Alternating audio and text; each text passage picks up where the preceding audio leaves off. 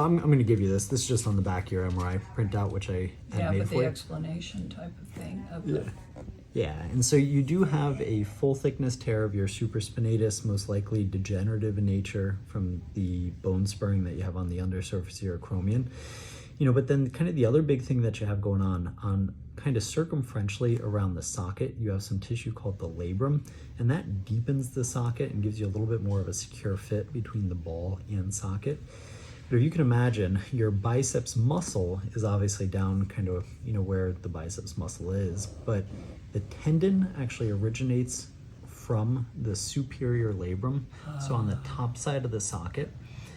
And in some people, they can get some tearing of the labrum, but what it's really showing in yours is kind of running all down the front of your arm is that biceps tendon is really inflamed. And in particular, there is a groove that it runs on the front of the humerus bone. And where it's running in that area, it's actually described as kind of an hourglass shape because it is swollen all up in through here, and then it gets a little bit narrowed where it runs into that groove.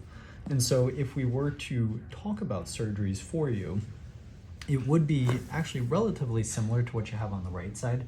I would hope and expect that, we've gotten a little bit better at these, and so you may not quite have the same recovery process. But it would involve me doing this all arthroscopically, so little instruments about the size of your pinky. And I start off by putting a camera in the shoulder joint, and I sequentially look at the joint itself, so where you are having those early signs of arthritis, the biceps tendon, the undersurface of the rotator cuff. And then I work through each of them. And so I would shave down any excess bone, kind of remove that stuff. I would remove any of the inflamed tissue that you have, and then that uncovers your rotator cuff tear.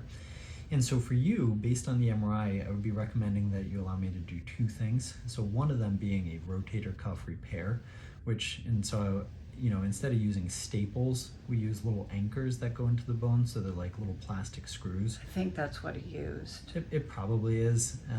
I think I have both. You may. Yeah, you absolutely may. And so that would allow me to attach the rotator cuff in that area. And then I would also do something called a biceps tenodesis, which is where kind of in this groove, I use a very similar anchor and then reattach the tendon down a little bit further, but then I would remove the torn portion, the really inflamed portion of your biceps. And that's something that's an excellent option for you because it maintains that tendon length and a secure point of fixation in the shoulder.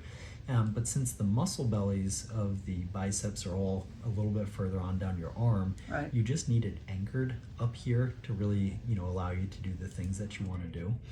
And so all told, Would I have still the same range of motion? when all is said and done, yes. And, yes, there is absolutely going to be a bit of a recovery process. But, at the end of the day, you may or may not get to a point with non-operative management that you're looking for. Right.